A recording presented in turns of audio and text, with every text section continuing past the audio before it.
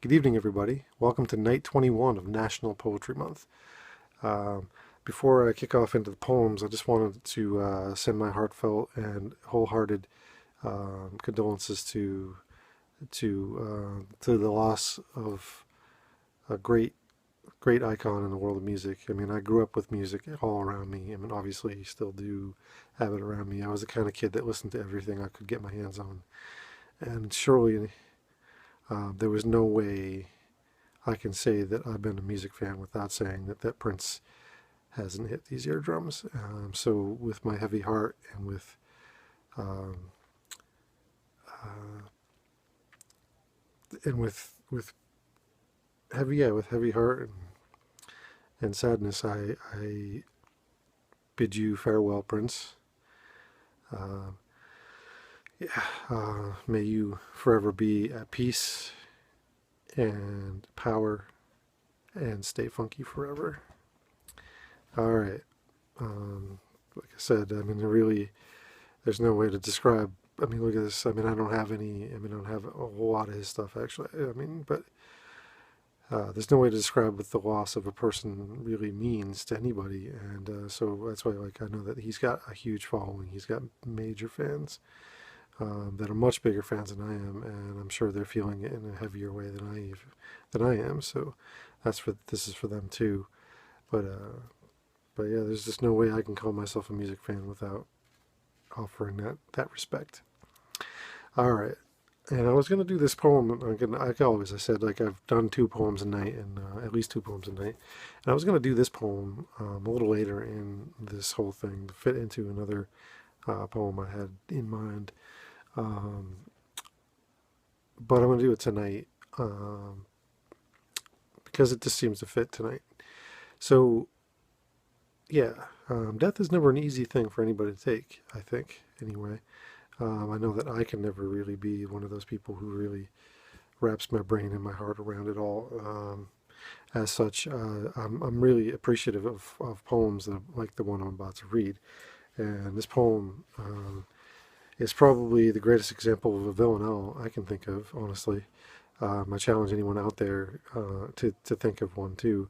And I would dare say, and obviously it's all up to taste and whatnot, but I would dare say that this poem is one of the greatest poems in the English language, especially written in the 20th century. This one is called "Do Not Go Gentle into That Good Night" by none other than Dylan Thomas. So I'm going to get right into this, and this one is definitely dedicated to anybody who has felt the loss of a loved one. Do not go gentle into that good night. Old age should burn and rave at the close of day. Rage, rage against the dying of the light. Though wise men at their end know that dark is right, because their words have forked no lightning, they do not go gentle into that good night. Good men, the last wave by, crying how bright their frail deeds might have danced in the green bay. Rage, rage against the dying of the light. Wild men who caught and sang the sun in flight, and learned too late they grieved it on their way. Do not go gentle into that good night. Grave men near death who see with blinding light or blinding sight, blind eyes could blaze like meteors and be gay. Rage, rage against the dying of the light. And you, my father, there on that sad height, curse, bless me now with your fierce tears, I pray. Do not go gentle into that good night. Rage, rage against the dying of the light. Do not go gentle into that good night by Dylan Thomas. Probably one of the best poems I can think of, honestly. Like I said, the only sample of a villanelle I could really turn to and say, yeah, that's a villanelle. Um, Look it up if you don't believe me. We're in the digital age. We're in the information age. We're in the smartphone era. Hell, I'm actually recording this video on a smartphone, so that explains the small view. Anyway, as I go into these poems of mine, I just want to tell you that it's still for sale. Obviously, we're a little more than a month old right now from launch.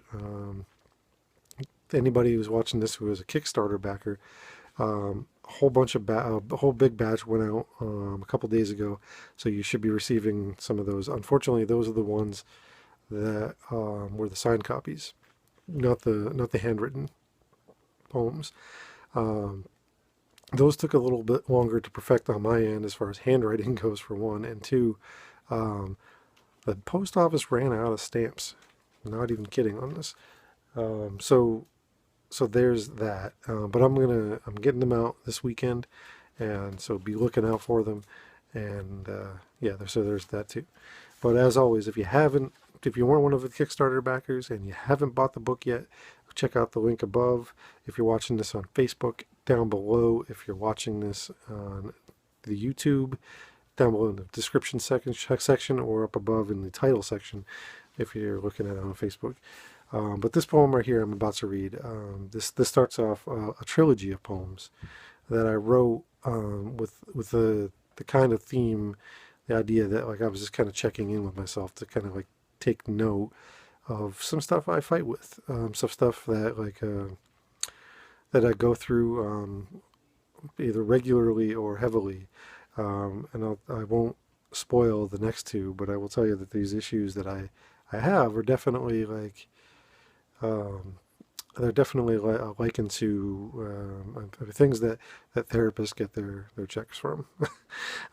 Just that being said lightly, I do mean that like part of why I write these things is because that's how I get to be okay. If I'm not writing, that's when you should start worrying. And I don't mean like writing full out poems or whole like whatever. If I'm writing in general, even if it's just scribbling lines here or scribbling there, I'm doing okay. I'm doing okay if that's what's happening. If I'm talking, I'm doing okay. If I'm silent and I'm not writing, that's when you should be harassing me and blowing up my phone. I promise. All right. So like, because this right here is pretty much the embodiment of how I get by. And obviously there's other stuff that happens in life that I'm going to describe out here. And this one's a short poem, but it hits the point and it has that kind of sarcasm and bite to it that like sometimes life has for me. But this is part one of a mental health status trilogy, or I call it the mental health status trilogy, at least in my head. So it's mental health status part one, alcohol. And subtitle would be How We Get Along. I'm not sleeping right. I'm not eating right. I'm drinking. No, I'm not missing a word. That was intentional. As intentional as every sip of every drink that has ever crossed my lips. Do I have demons? I do. I drink my demons, and 99% of the time I enjoy every single fucking drop.